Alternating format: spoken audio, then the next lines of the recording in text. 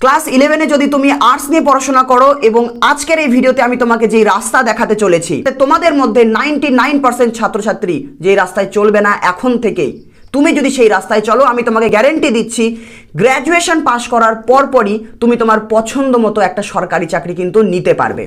এই ভিডিওটা ক্লাস 11, 12 এবং কলেজের ফার্স্ট ইয়ার সেকেন্ড ইয়ারের ছাত্রছাত্রীদের অনেক পরিমাণে হেল্প করবে। ক্লাস 11-এ যদি তুমি সায়েন্স না নিয়ে আর্টস নাও, তাহলে তোমার ওপর সায়েন্সের মতো অতটা পড়াশোনার চাপ আসবে না এবং তোমাকে উচ্চ মাধ্যমিকে খুব একটা ভালো রেজাল্ট করতে হবে না, কারণ আমাদের টার্গেট কিন্তু উচ্চ মাধ্যমিকে ভালো রেজাল্ট করা নয়। আমাদের টার্গেট কলেজ পাস করার পরে আমার পছন্দ মতো যেই সরকারি চাকরি আমি নিতে চাই সেটা যেন আমি নিতে পারি, সেই চাকরি পাওয়াটা আমার মেন টার্গেট। তো সেই চাকরির পরীক্ষায় বসার জন্য উচ্চ মাধ্যমিকে যত শতাংশ পাস নাম্বারে দরকার হয় সেটা পেলেই হবে। তাহলে ক্লাস 11 থেকে আমরা কি করা শুরু করব? ক্লাস 11 থেকেই কিন্তু আমরা সরকারি চাকরির জন্য প্রস্তুতি শুরু করব। অনেকে শুনে একটু হাসি পেতে পারে, এইটুকু বয়স থেকে কি নেওয়া সম্ভব?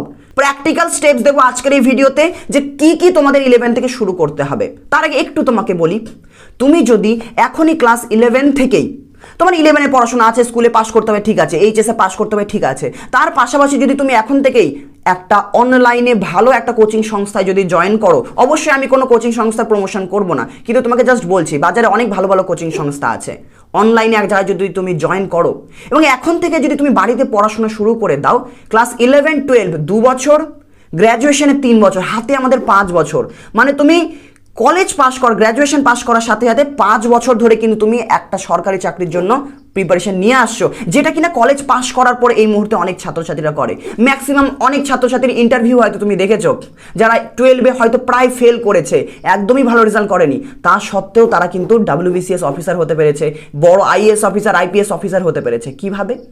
অবশ্যই তারা কলেজে চলাকালীন বা কলেজ পাস করার পরে তারা তাদের নিজস্ব জেদে এবং নিজস্ব তাগিদে অনেক পরিশ্রম করেছে। অবশ্যই 1-2 বছরে তারা পারেনি, ম্যাক্সিমাম দেখবে 3-4 বছর লেগেই যায়।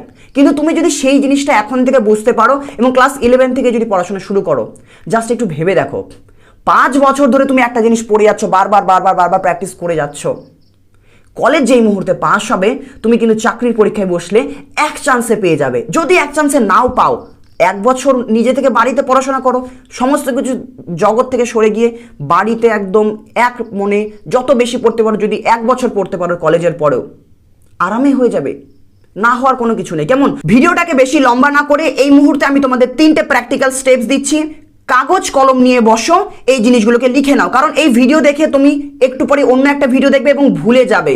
এখানে তোমার কোনো দোষ নেই, কারণ লক্ষ লক্ষ ইঞ্জিনিয়াররা বসে এটাই চেষ্টা করছে যে তুমি তোমার মূল্যবান সময় নষ্ট করে কি করে এই সব জিনিসে আটকে পড়ো।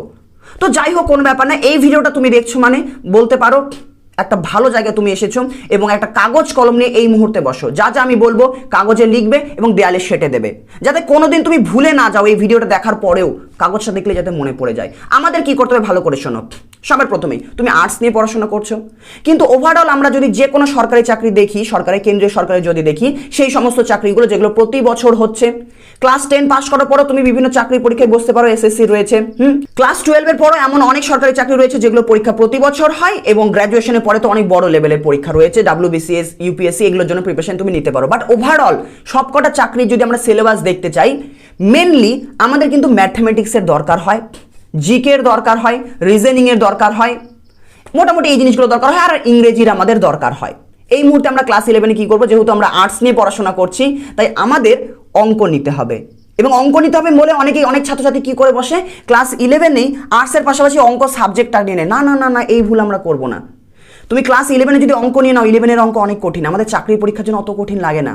চাকরির পরীক্ষাগুলোতে যেই ধরনের অঙ্ক আসে, সেই ধরনের অঙ্কগুলো শর্টকাট উপায়ে তুমি কি করে করবে, মানে ওই ধরনের অঙ্ক তোমাকে কিন্তু 11-12-এ শেখানো হয় না।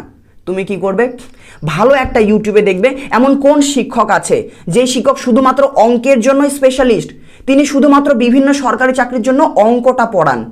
ওই শিক্ষককে যদি তুমি খুঁজে পাও এবং তার পড়ানো যদি তোমার ভালো লাগে, তুমি তার কাছ থেকে একটু অনলাইনে কোচিং নিয়ে নাও, তার অনলাইন কোনো ব্যাচ থাকলে সেটা জয়েন করো। ক্লাস 11 থেকে তুমি কি করো, সরকারি পরীক্ষার জন্য যেই ধরনের অঙ্কগুলো দরকার হয় তারা একদম বেসিক থেকে শেখায়, ছোটবেলা থেকে। তুমি যদি অঙ্ক কিছু না জানো, একদম ছোটবেলা থেকে তারা শেখায়। তুমি এখন থেকে ক্লাস 11 পড়া শুরু করো। তো অনলাইনে তোমার অঙ্কের প্রস্তুতিটা ওখান থেকে হতে থাকবে, বোঝা গেল?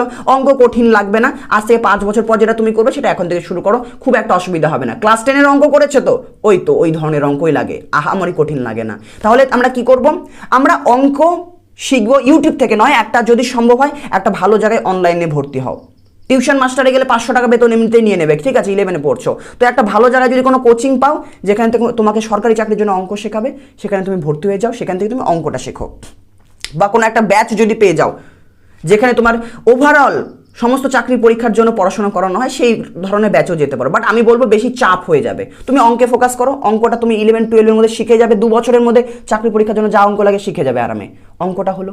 তাহলে এই 1 নাম্বার পয়েন্টটা কাগজে এই মুহূর্তে লেখো, চাকরি পরীক্ষার জন্য যেই ধরনের অঙ্ক আমাকে করতে হয় সেই ধরনের অঙ্ক আমি এখন থেকে শেখা শুরু করে দেবো, 1 নাম্বার পয়েন্ট। 2 নাম্বার পয়েন্ট, দেখো তুমি যে 5 বছর পড়াশোনা করো না, একটা ভালো চাকরি পেয়ে যাবে, বড় লেভেলে WBCS UPSC লেভেলে চাকরি পেয়ে যাবে। এবার ওই ধরনের চাকরি তুমি যত খারাপই স্টুডেন্ট হও না কেন, 5 বছর যদি কেউ মন দিয়ে পড়াশোনা করে ইজিলি পেয়ে যাবে, যে কেউ পারবে, কেমন? সো এক্ষেত্রে বড় লেভেলে চাকরি পেতে গেলে না, আমি বাংলা ভাষাকে ভালোবাসি অবশ্যই, কিন্তু আমাকে ইংরেজিতে দক্ষ হতে হবে। এই মুহূর্তে তুমি কি করো, একটা জায়গা থেকে স্পোকেন ইংলিশ শেখা শুরু করো।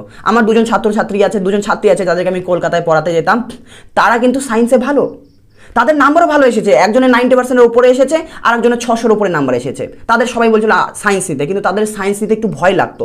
আমি সরাসরি বলে দিলাম তুমি আর্টস নিয়ে নাও, তাদের WBCS অফিসার হওয়ার ইচ্ছা আছে। তো তারা এই মুহূর্তে কি করছে, স্পোকেন ইংলিশের ক্লাস করছে 11 থেকেই, এবং তারা পড়াশোনাও স্টার্ট করে দিয়েছে। তুমি যেটা করো, 2 নাম্বার পয়েন্ট, স্পোকেন ইংলিশ শেখো। এবং এবার স্পোকেন ইংলিশ বাজারে অনেকে আছে যারা স্পোকেন ইংলিশের কোর্স বিক্রি করে। নর্মাল র্যান্ডাম কোর্স নিয়ে আমাদের লাভ হবে না, আমাদের উদ্দেশ্যটাকে মাথায় রাখতে হবে। সরকারি চাকরির পরীক্ষাতে ইন্টারভিউতে আমি যেন ইংরেজিতে কথা বলতে পারি, আমি যেন ইংরেজিতে না আটকাই, বা পরীক্ষাও যদি ইংরেজিতে দিতে চাই সেটা যেন দিতে পারি। এবার বর্তমানে আমার ইংরেজিতে নলেজ একদম 0, তাহলে আমি কি করব, আমি এমন এক জায়গা থেকে কোচিং নেব ইংরেজির জন্য, যেখানে ইংরেজিতে আমাকে কথা বলা তো শেখানো হবে, তার সাথে প্র্যাকটিক্যালি আমাকে অভিজ্ঞতা দেওয়া হবে, বা প্র্যাকটিক্যালি এমনভাবে যেখানে শেখানো হয়, যেখানে হয়তো ইন্টারভিউয়ার থাকবে, বা সরাসরি তোমাকে একজনের সাথে আরেকজনের কথা বলতে হবে। সেখানে হয়তো টিচাররা থাকবে, যে টিচাররা তোমাকে কোনো একটা টপিকের, মানে ইন্টারভিউতে যে ধরনের প্রশ্ন জিজ্ঞেস করে সেই ধরনের প্রশ্ন হয়তো তোমাকে ইংরেজিতে জিজ্ঞেস করবে, তুমি ইংরেজিতে উত্তর দেবে। এই ধরনের ইন্টারভিউয়ের জন্য প্রস্তুতি যেই স্পোকেন ইংলিশের ক্লাসগুলোতে করানো হয় সেগুলোতে জয়েন করবে। মানে সরকারি চাকরির জন্য স্পোকেন ইংলিশের ক্লাস পাওয়া যায়, সেগুলোতে জয়েন করবে, এক কথায়। তাহলে 2 নাম্বার পয়েন্ট কি, সরকারি চাকরির জন্য স্পোকেন ইংলিশের ক্লাস আমি শুরু করব। লাস্ট 3 নাম্বার পয়েন্ট, আর্টস নিয়ে পড়াশোনা করছি, তাই না? এবার চাকরির পরীক্ষাতে আর্টসের যেই সাবজেক্টগুলো বেশি গুরুত্বপূর্ণ, ইতিহাস, ভূগোল, এগুলো তো মনে হয় লাগেই। তো যেই সাবজেক্টগুলো চাকরির পরীক্ষার জন্য পড়তেই হয়, তুমি তোমার 11-এ স্কুলে সেই সাবজেক্টগুলো নিয়ে নাও। এমন নয় যে র্যান্ডামলি এই সাবজেক্ট নেবো, এই সাবজেক্টটা সোজা, ও বলছে দর্শন সোজা, ও বলছে এই সোজা, আমি নিয়ে নিলাম। না না না না, এরকম করা যাবে না। যেই সাবজেক্টগুলো আমার সরকারি চাকরি পরীক্ষার জন্য আমাকে পড়তে হবে, সেই সাবজেক্টগুলো আমি 11-এ নেব। 3 নাম্বার পয়েন্ট, আমি সেই বিষয়গুলোই ক্লাস 11-এ চুজ করব, যেই বিষয়গুলো আমার সরকারি চাকরির জন্য পড়তে হবে। তাহলে ক্লাস 11-এ যখন আমি সেই সাবজেক্টগুলো পড়বো, ইতিহাস পড়বো, ভূগোল পড়বো, পলিটি পড়বো, যা যা রয়েছে সেগুলো যখন আমি ক্লাস 11 থেকে পড়া শুরু করব, আমার মাইন্ডসেট এটা থাকবে না যে আমি 11-এ পাস করব, না না না, আমি 12-এ উচ্চ মাধ্যমিকে ভালো রেজাল্ট আনতে হবে, না, এটা আমার টার্গেট নয়।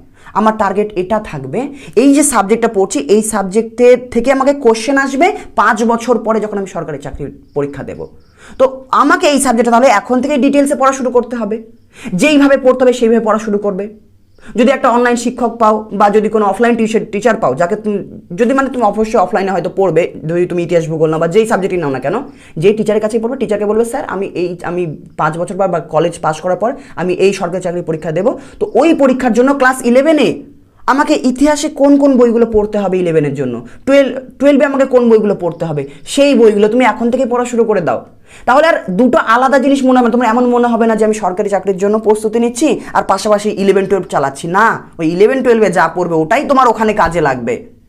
সেখানে আমাদের একটা ফোকাস থাকবে এবং একটা আমরা পারপাস পাবো, বড় পারপাস পাবো। এখন তোমার পারপাসটা ছোট আছে যে না, মাধ্যমিকের রেজাল্ট খারাপ হয়েছে, বা মাধ্যমিকের রেজাল্ট এমন হয়েছে, উচ্চ মাধ্যমিকে আমার ভালো রেজাল্ট আনতে হবে। কী হবে উচ্চ মাধ্যমিকে ভালো রেজাল্ট এনে?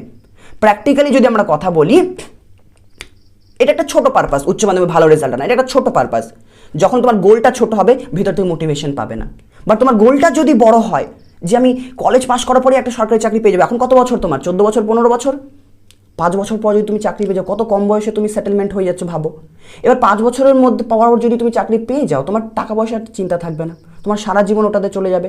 এবার ওই কম বয়সে এবার তোমার অনেকের মনে শখ থাকে যে আমি এইটা করব ওইটা করব, তুমি তোমার শখের জিনিসগুলো এবার করতে পারবে, কারণ তোমার কাছে এবার রেস্ট অফ দ্য লাইফ অনেক টাইম আছে। তুমি তোমার চাকরির পাশাপাশি তোমার কোনো কিছু শখ, যে কোনো শখের জিনিস করতে পারো। ইউটিউবার হওয়ার ইচ্ছা আছে, ইউটিউবার হও। ইনস্টাগ্রামে ভিডিও বানানোর ইচ্ছা আছে, ভিডিও বানাও। তোমার কোনো একটা নতুন জিনিস শেখার ইচ্ছা আছে, শেখো। তোমার অন্য কোনো কিছু হওয়ার ইচ্ছে হলে তুমি কিন্তু সরকারি চাকরি করার পাশাপাশি সেই জিনিসগুলোতে যেতে পারবে। বাট এই মুহূর্তে অন্যদিকে মন না দিয়ে যদি ইচ্ছে থাকে যে কলেজ পাস করার পরপরই আগামী 5 বছরের মধ্যেই আমি একটা ভালো চাকরি নেব, এবং যাতে আমার লাইফে আর কোনো চিন্তায় ভুগতে না হয়, এই মুহূর্তে বর্তমান সমাজের অধিকাংশ ছেলেমেয়ে ছাত্রছাত্রীরা যেই সমস্যায় ভুগছে, কেমন বেকারত্বের সমস্যা হোক বা যে কোনো সমস্যা হোক, আমাদের সবাইকে যেই প্রবলেমটা ফেস করতে হচ্ছে সেই প্রবলেম যাতে তোমাকে না ফেস করতে হয়, সেই জন্যই আমরা এই ভিডিওটা বানানো। তো ফাইনালি তোমাদেরকে এটাই বলার রয়েছে, ভিডিওটাকে বেশি লম্বা করব না। এই মুহূর্তে তোমাদের কি করা উচিত 3টে পয়েন্ট তোমাদেরকে বলে দিলাম, এই জিনিসগুলো স্টার্ট করো। এবং আমি আশা রাখছি আগামী 5 বছর পর যারা যারা এই রাস্তায় চলবে তোমরা অবশ্যই তোমাদের পছন্দসই সেই চাকরিটা তোমরা পাবে। এবং আমি তোমাদের কাছে একটাই রিকোয়েস্ট রাখবো, আগামী 5 বছর পর যদি তুমি সেই জায়গায় পৌঁছাতে পারো, অবশ্যই পৌঁছাবে। সেই চাকরিটা পাওয়ার পর অবশ্যই একটু খুঁজে ইউটিউবে এই ভিডিওটাতে এসো এবং কমেন্ট করো যে দাদা 5 বছর আগে তোমার এই ভিডিওটা দেখেছিলাম, যার জন্য আজকে আমি এই জায়গাতে আছি, তোমাকে অসংখ্য ধন্যবাদ। আমি নিজেই ধন্যবাদ চাইছি, কারণ 5 বছর পর যদি আমি ওই কমেন্টটা দেখি আমার মনে হবে না এই যে আজকে ভিডিওটা বানালাম, তোমাদের যে পরামর্শ দিলাম, এই জিনিসটা সার্থকতা পেল। রাখছি আজকের ভিডিওতে এখানেই। যদি ভিডিওটা ভালো লেগে থাকে চ্যানেলটাকে সাবস্ক্রাইব করতে পারো, লাইক করতে পারো।